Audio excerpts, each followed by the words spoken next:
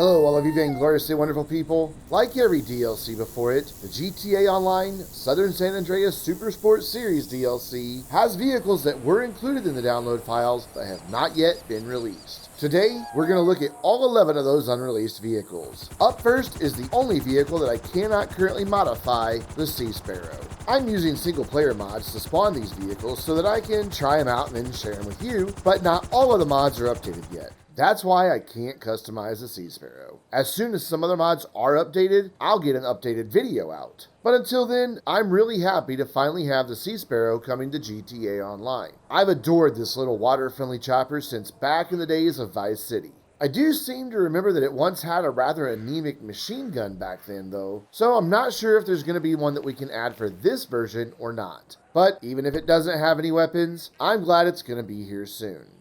Just be careful landing it on water, because if you come in too hot, it'll flip over, turning this helicopter into a glorified raft.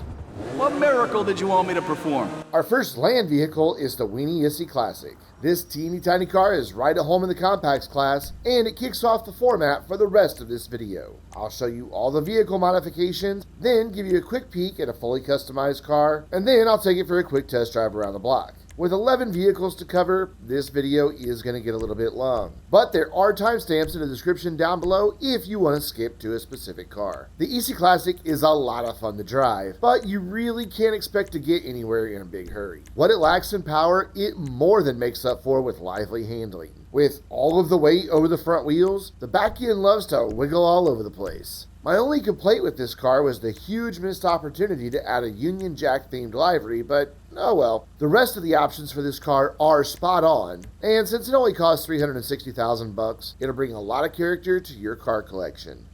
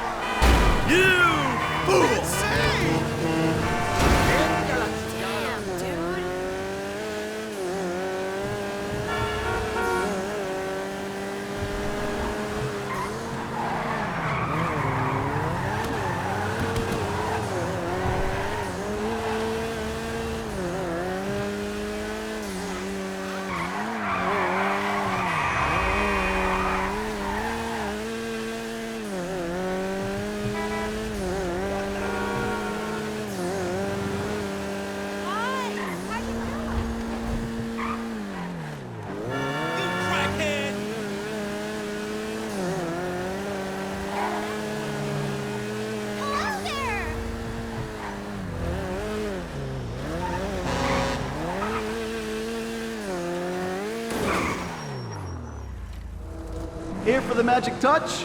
The Vapid Ellie is the first of 2 new muscle cars coming to GTA Online. Okay, so you know how I've been saying that the Bugatti Rapid GT Classic was never, ever, in any way, shape, or form meant to resemble a classic fastback Mustang? And do you remember how many people tried to argue with me about that?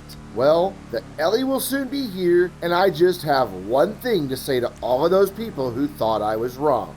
Suck it, bitches. Not only am I vindicated by the addition of the Ellie, I'm also looking forward to owning it because it is a gorgeous car inside and out. According to Foxy Snaps, this muscle car will set you back $565,000 when it's released, and you know what? I'll gladly pay it because this is a great car for anybody who appreciates the classics. Now, I doubt that it's going to win any races in the muscle class, but that's okay. Not every car has to be competitive in a race to earn a place in my car collection.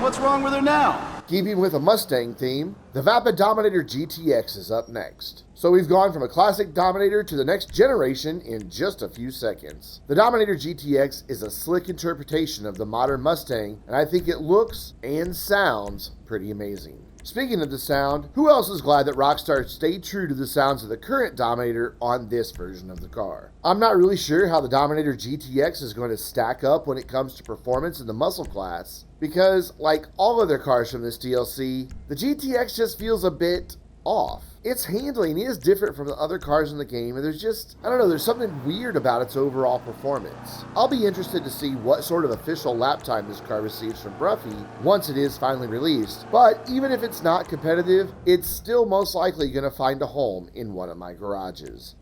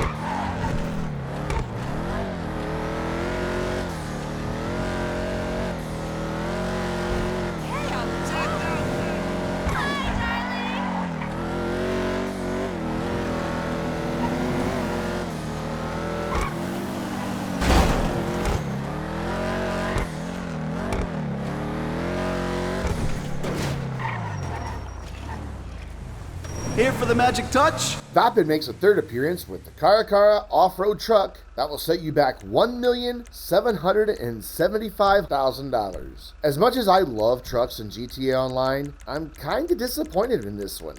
I mean, we just don't really need another weaponized vehicle at this point. And the whole 6x6 idea, well, I just don't dig it. I would have much rather seen a new, updated Sand King in the same style of this truck. I would have also liked there to have been some actual customization options for this truck.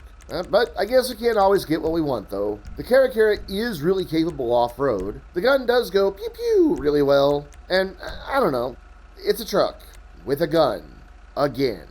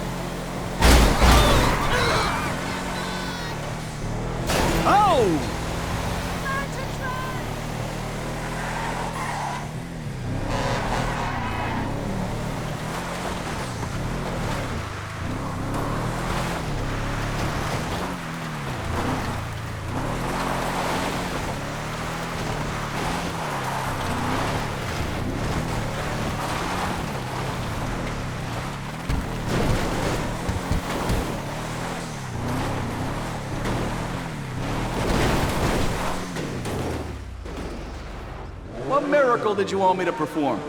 RUNE makes its brand debut on the shores of San Andreas with the Cheburek? I don't know how to say that. It's in the Sports Classics class. This little car has crap performance. It's pretty much just a box on wheels. I'm fairly certain there's some rust on the bumpers, and if I'm not mistaken, a loose translation of its name means turnover, which makes me think that Rockstar was trying to imply that this particular car likes to roll over. Okay, now that's a lot of negative things about a vehicle, but that's all wiped out the second that you see that you can add cardboard modification to a Sports Classics car that only cost you $145,000. I could not stop laughing when I saw all of that. There's one other uniquely Slavic detail on this car, but I'll let you watch to see if you can spot it. If you do, leave a comment down below.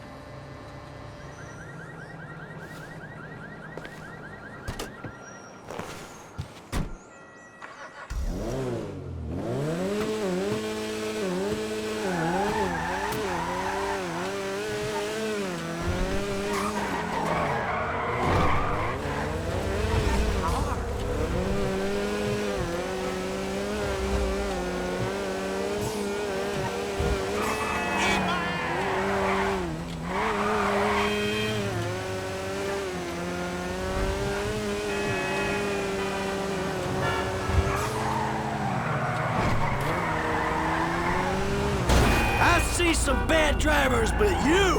Woo-hoo-hoo.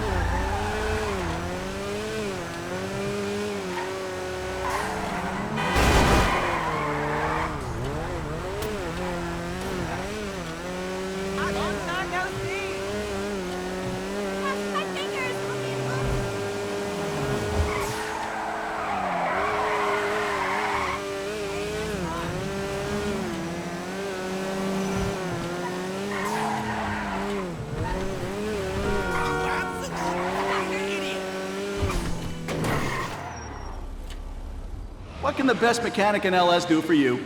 Lampadati brings us yet another classic car, this time with the Michelli GT. Based on what I'm fairly sure is an old Alfa Romeo, the Michelli GT is essentially the Retinue and the Silvestre all over again, just with a little bit more Italian design and a little bit less power. Like all of the cars in this DLC, I'm fairly certain that this little car is not going to win any races anytime soon. But there's just something about it that has me looking for space in the garage that houses my Lampadati collection. Now, I'm completely out of space in that garage, so I'm going to have to figure it out soon because I really want to own this classic car. It is going to make one heck of a big dent on my bank account though, because the Michelli GT is going to cost $1,225,000.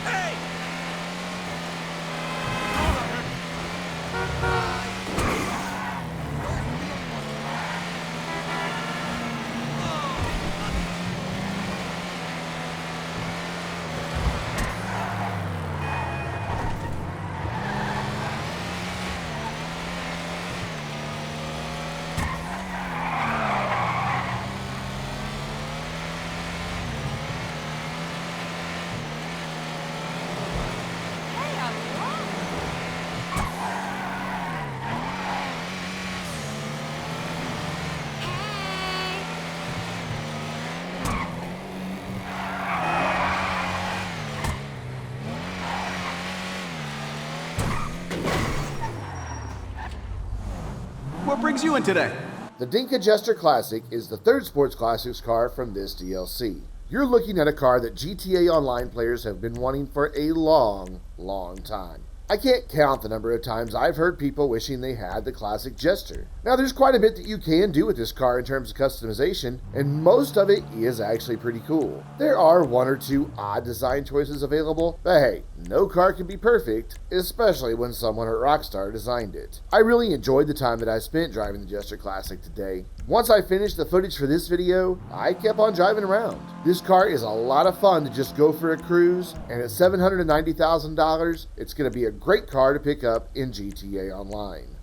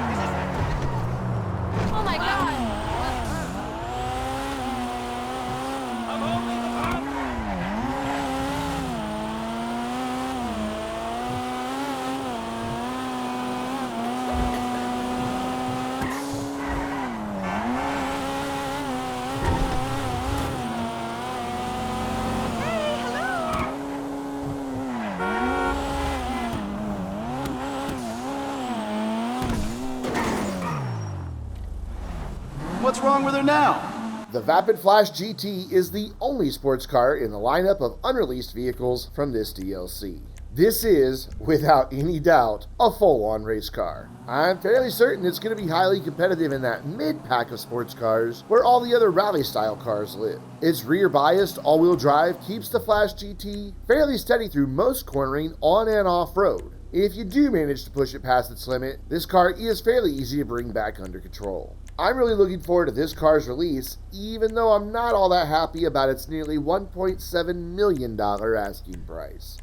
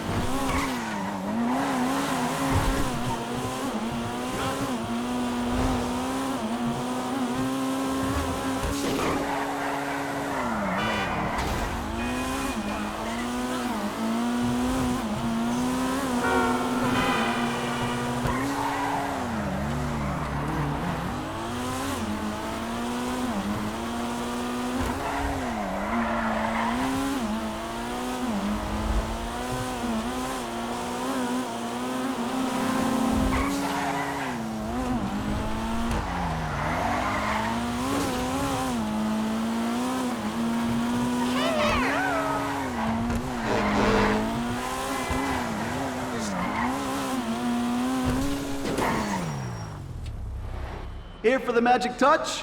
The Pegassi Tezeract is the first of 2 supercars waiting for release from this DLC. This is, if I'm not mistaken, Pegassi's first example of an electric supercar. Like every other electric car in GTA, the Tezeract has neck-breaking acceleration that gets it closer to its top speed quicker than most cars in the game. Sadly, that's where the good news in performance tends to end. This Pegassi has an oddly large turning radius, overly eager brakes, and like most other electric cars, gets unsettled too easily over bumps and uneven pavement. I really want to love the Tezeract. I mean, just look at it. It's the usual insane styling that we're used to from Pegassi. But at $2,825,000, I'm not so sure if the Tezeract will be joining my Pegassi collection.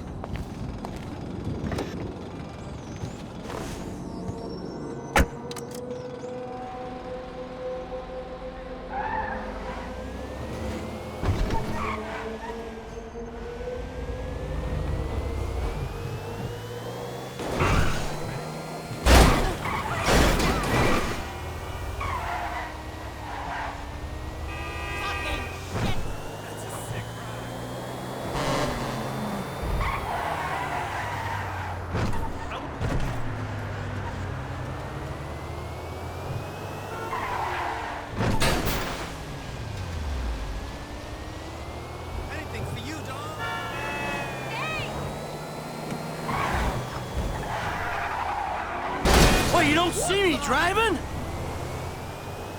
You kidding? Hey! Long time no see.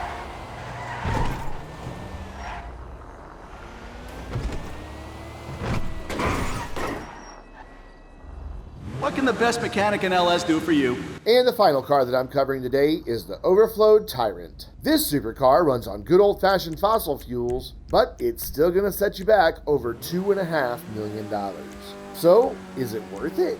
Well, it looks great. Granted, it also looks like a Turismo Aura and Zentorno had a baby, but that's not necessarily a bad thing. It sounds pretty nice too. It handles well, turning in reliable, solid performance, even though I do doubt that it's quick enough to touch the top 5 supercars. The thing about this car is, I don't know, I guess it's just that it's too familiar. It has too many elements that have already been done really well in GTA, and it doesn't have enough unique features to really help it stand out from the crowd. This is another car that I really want to like, but I'm not sure if I'm going to buy it or not.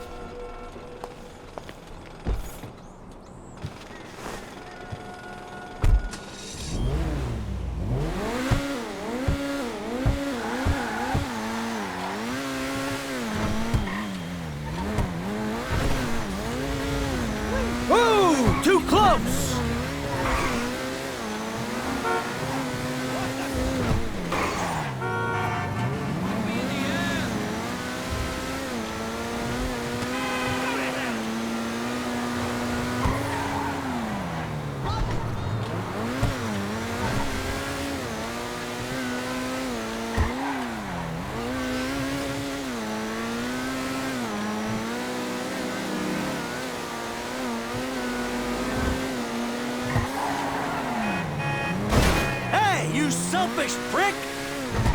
You! Hey, man, what's up?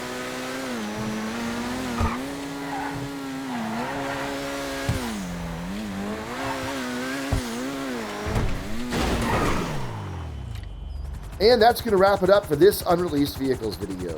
Once some additional mods are updated, I'll revisit these cars for a quick look under the hood and find out if there's any additional modifications that we may have missed. But until then, I'm Brandon, reminding you to stay vainglorious.